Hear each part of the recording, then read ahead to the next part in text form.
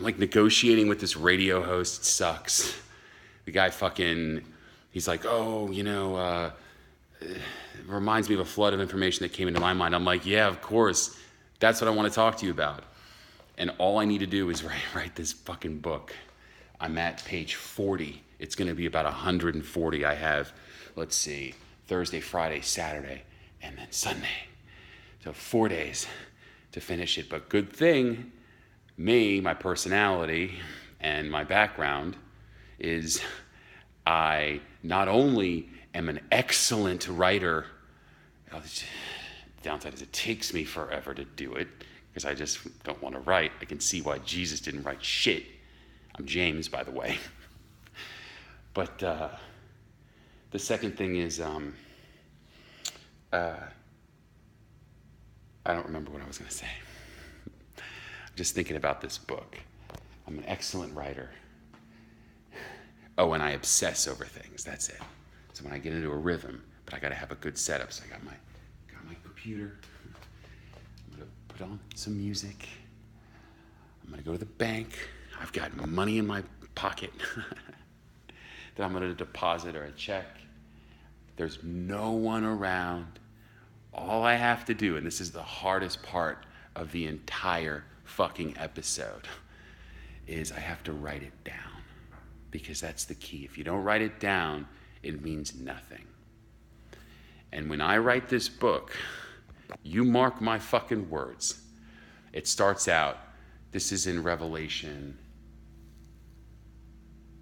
19, I wasn't even close. I think it's in like Revelation 7 or 8. Basically, it says this. It says, it tastes so sweet in your mouth, but it leaves a bitter taste in your belly. And what I'm going to do is I'm going to write this real funny story about, it's this like descent into mania, one of those that you typically think about, that you've maybe read before. And it's always like, well, and then I got the help with the pills and all this, and then bam. What I'm going to do is take that same path. Everyone's mind's like, oh yeah, ha ha ha ha ha ha. And then boom, boom, boom, boom, boom. What's up? It's the lion. You know what I mean? And the thing is, I've already prepped 2 people on it. I think these are the 2 witnesses that Revelation talks about. So they're already invested and they're in a relationship. So, and they're the exact 2 people I would need. One's a reporter and the other one is a crisis manager. So I'm going to send it to them because they're both excellent writers and say, hey guys, I wrote a book. What do you think? I just wanted to document my experience. And they know me well enough, and I've got them already looking and thinking about, maybe we are in end of days. And then they can talk to each other. And I love both of these people too. I trust them implicitly. I don't want you to think I'm manipulating them. I know this is a maneuver from God, not me. I'm pointing at the computer, like the whole story.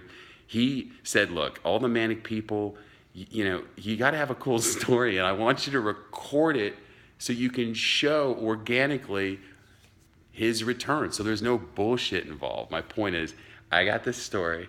I know how God, through Revelation, saying, make it sound real sweet at first as you read the book, and then boom.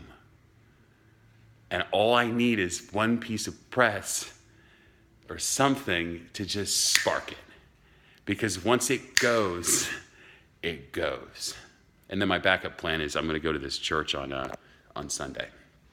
I had a very cool experience where Jesus, the idea of him up in the heavens, like on God's throne, which is exactly where he is because he got to pull this shit off back in 2,000 years ago.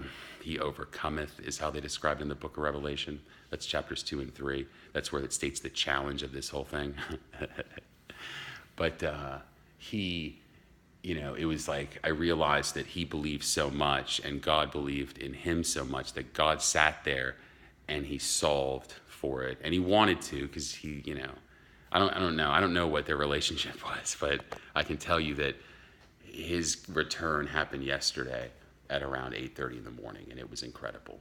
I'm standing there, I'm saying to myself, does he believe so much that God's like, I'm solving for what you want. You want to come back? I'm going to solve for it. And I guess he's thinking, you're the guy that I'm going to do it with, that I'm going to do it for. Now, God, I guess, was intending to do it anyway. But when Jesus comes back, God, you think he's going to give him a shitty story where he dies and everything's, no, it's all written in the book of Revelation. God's already solved for it. You're in a VR, the most complex VR system ever designed. We got 10 rules to this system. They were distributed 3,300 years ago to Moses, who I'm related to.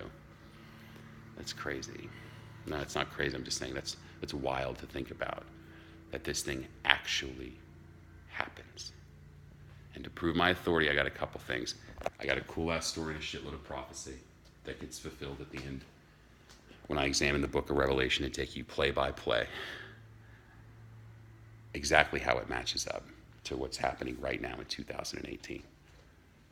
You want to read chapter 13, that's describing two people, Donald Trump and Jared Kushner. It's doing it in real time. It's talking about the trade war that's happening right now. All the pieces are in place. This has been a setup for this one doc. And I got to get it out. Because then it's my story, and that's why it's important. It's got to be my story. And then we argue over the document, not over some sloppy version that people haven't read before. Starts out cool.